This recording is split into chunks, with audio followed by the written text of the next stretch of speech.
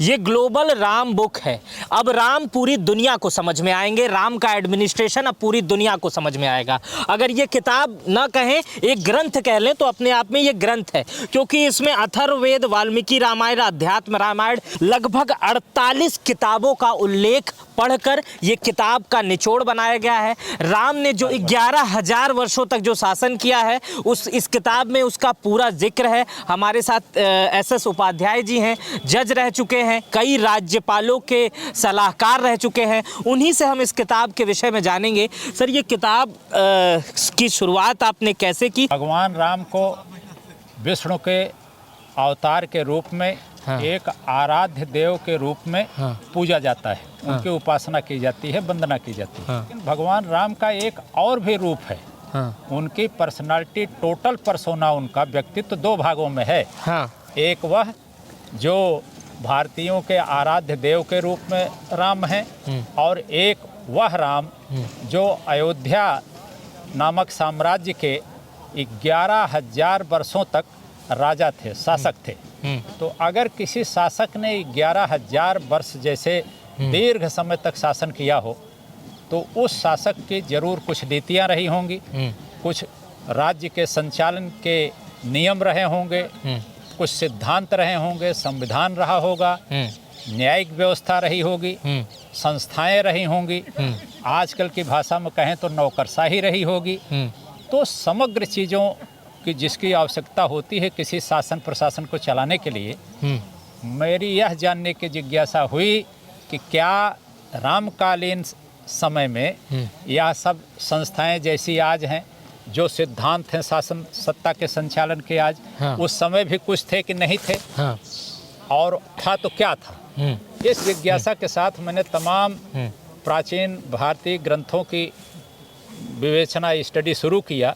तो जिसमें कुल 48 प्राचीन ग्रंथ, जिसमें समस्त प्रकार के रामायण जो विभिन्न आचार्यों द्वारा लिखे गए हैं, और सारे जितने हमारे पुराण हैं, उपनिषद हैं, यहाँ तक कि वेदों से भी तमाम संदर्भ मिले, महाभारत में मिले, तमाम दूसरे आचार्यों और संस्कृत के विद्वानों द्वारा लिखित जो पुस्तकें हैं, उनमें विपुल सामग्री पर्याप्त रूप से भरी पड़ी है, जो यह प्रकाश डालती है कि राम के समय में एक बहुत सुदृढ़ संवैधानिक और न्यायिक व्यवस्था, आज की भाषा में कहें तो कानून की व्यवस्था उपलब्ध थी, और राम राज्य जिसको हम कहते हैं, यानी रामकालीन शासन पूरी तरीके से विधि से, यानी लॉ से, कानून से शासित होता था, मनमानेपन से नहीं।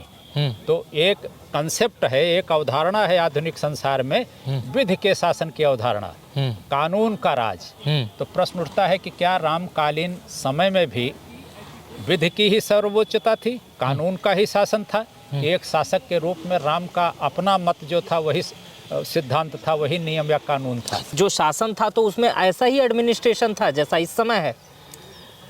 देखिए, राम आए थे राजतंत्रीय व्यवस्था से।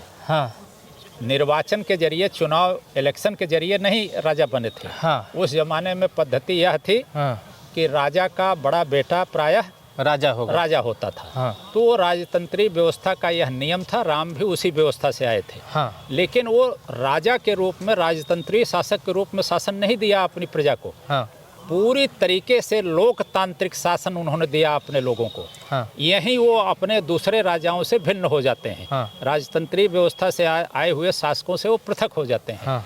और इसी कारण इस पुस्तक में मैंने निष्कर्ष यह दिया है कि अयोध्या में ही लोकतंत्र का प्रथम बार उदय हुआ था, और राम ही मानव जाति के ज्ञात इतिहास के सबसे पहले लोकतांत्रिक शासक थे।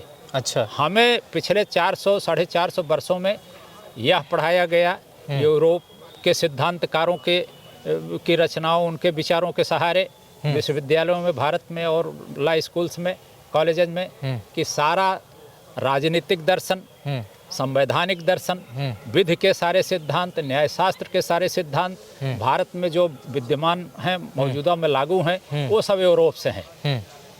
ऐसा नहीं है।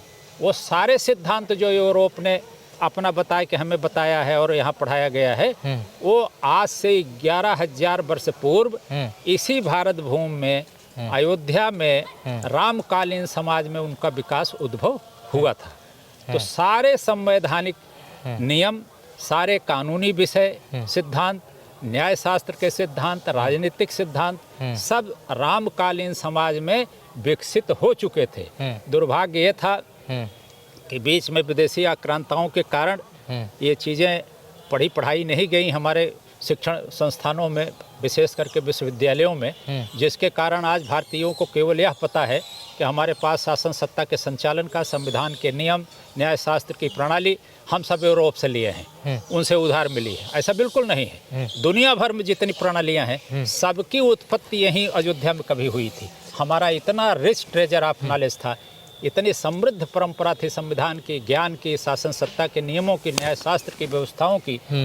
इसी को रख करके ध्यान में मैंने ये पुस्तक लिखी है कि प्रत्येक भारतीय फिर से इसको जाने कि हमारे पास कितना समृद्ध ज्ञान था।